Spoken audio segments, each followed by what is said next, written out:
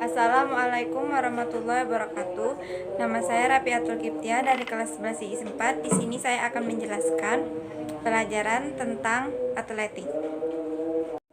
Atletik berasal dari bahasa Yunani yaitu atlon atau atlum, artinya pertandingan, perlombaan, pergulatan atau perjuangan orang yang melakukannya dinamakan atleta atau atlet.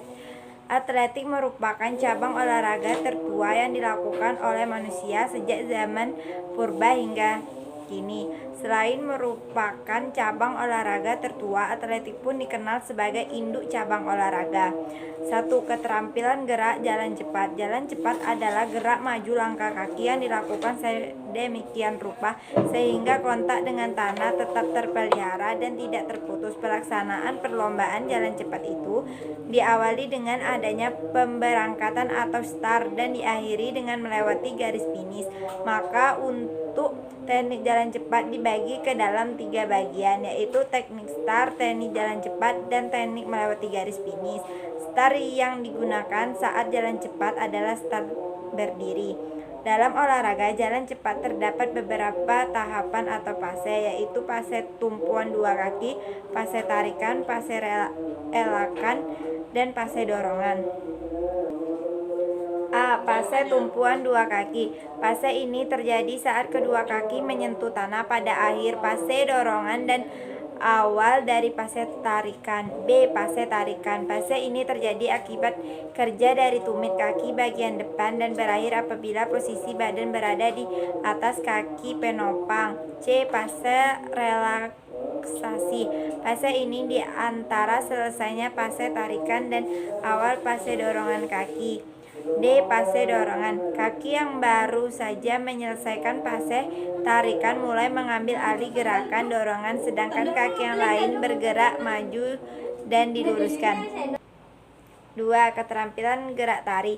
Dalam olahraga atletik ada beberapa nomor lari yang diperlombakan, yaitu lari jarak pendek, lari jarak menengah, lari jarak jauh, dan lari sambung atau estafet. Keterampilan gerak lari jarak pendek. Lari jarak pendek adalah salah satu nomor lari dalam atletik yang dilakukan dengan cara berlari dengan kecepatan penuh dan pada jarak tertentu. Jarak yang diperlombakan untuk lari jarak pendek adalah 100 meter, 200 meter, dan 400 meter. Lari jarak pendek menggunakan start jongkok. Analisis start jongkok. Dalam melakukan start jongkok ada 4 fase, yaitu posisi bersedia, posisi siap, posisi ya, dan posisi lari percepatan atau akselerasi. Analisis gerak tari. Pada lari jarak pendek terdapat beberapa fase, yaitu fase topang depan dan dorong serta fase layang. Fase topang terdiri dari 1 fase topang depan dan 1 fase dorong. Sedangkan fase layang terdiri dari 1 fase ayun dan 1 fase pemulihan. Analisis gerak memasuki garis finish. Ada 2 cara untuk memasuki garis finish, yaitu dengan membusungkan dada dan dengan menjatuhkan salah satu bahu ke depan bawah. Keterampilan gerak lari jarak menengah. Pada lari jarak menengah diperlombakan untuk jarak 800 meter, 1500 meter, dan 3000 meter. Pada lari jarak menengah, pendaratan menggunakan ujung tumit kaki dan menolak dengan ujung kaki. Untuk dapat melakukan gerakan yang efektif dan efisien, maka perlu beberapa keterampilan gerak dalam lari jarak menengah, yaitu cara melakukan start, cara berlari, dan cara memasuki garis finish. 3. Keterampilan gerak lompat jauh. Keterampilan gerak lompat jauh adalah awalan tolakan melayang di udara dan mendarat. Lompat jauh adalah gerak melompat ke depan sejauh-jauhnya dengan mendarat pada bak pasir. Tujuan dari lompat jauh adalah melompat sejauh-jauhnya. Terdapat 3 gaya dalam lompat jauh, yaitu gaya jongkok, gaya lenting, dan gaya berjalan di udara. Keterampilan gerak lompat tinggi. Lompat tinggi adalah salah satu cabang olahraga dalam atletik di mana atlet harus melompat setinggi-tingginya melewati sebuah mistar tanpa bantuan alat dengan berbagai jenis gaya yang diperbolehkan. Keterampilan gerak lompat tinggi terdiri dari awalan tolakan, melayang, dan mendarat.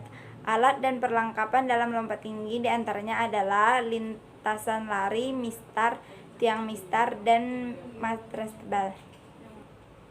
4. Keterampilan gerak lempar. Keterampilan gerak lempar lembing. Olahraga lempar lembing ini sudah ada sejak zaman purba. A. Cara memegang lembing. Cara memegang lembing memiliki ketentuan bertujuan untuk memegang lembing dengan kuat dan nyaman. Telapak tangan menghadap ke atas dan tangan memegang dengan rileks. Ada 3 cara memegang lembing, yaitu cara Finlandia, cara Amerika, dan dengan gaya seperti tang. Kesalahan yang sering terjadi saat memegang lembing adalah jari-jari tangan tidak kuat menggenggam lembing sehingga membuat lembing tidak stabil dan akan mengakibatkan arah lemparan menjadi kacau. B. Membawa lembing. Membawa lembing dilakukan dalam keadaan siap dan saat akan melemparkan lembing. Ada 3 cara membawa lembing, yaitu membawa lembing di atas pundak, di depan dada, dan membawa lembing di bawah. C. Lari ancang-ancang. Tujuan dari lari ancang-ancang ini adalah untuk mempercepat lari pelempar agar menciptakan lemparan yang maksimal. Dalam lempar lembing ada 2 awalan yang sering digunakan, yaitu awalan silang atau throw step atau lebih dikenal dengan lempar lembing gaya silang, dan awalan jangkit atau hop step atau lebih dikenal dengan lempar lembing gaya jingkat. Keterampilan gerak lempar cakram. Lempar cakram adalah salah satu nomor lempar dalam atletik yang dilakukan dengan cara melempar suatu benda pipi yang disebut cakram. Kemudian jarak lemparan akan diukur. Keterampilan gerak dalam lempar cakram terbagi menjadi 5 tahap, yaitu cara memegang cakram, ayunan, putaran, melepaskan, dan pemulihan. Cara memegang cakram sebagai berikut. Cara pertama, cakram dipegang dengan 4 jari terbuka. Ruas-ruas jari menekuk di pinggiran cakram dan ibu jari bebas. Cara kedua, cakram dipegang 4 jari dengan 4 jari telunjuk dan jari tengah dirapatkan. Keterampilan tolak peluru.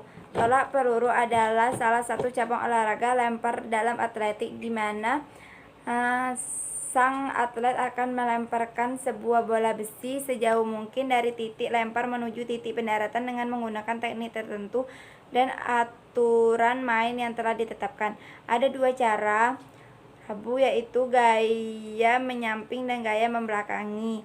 1. Cara memegang peluru, yaitu dengan jari agak renggang dengan jari agak rapat dan seperti cara kedua nama agak renggang.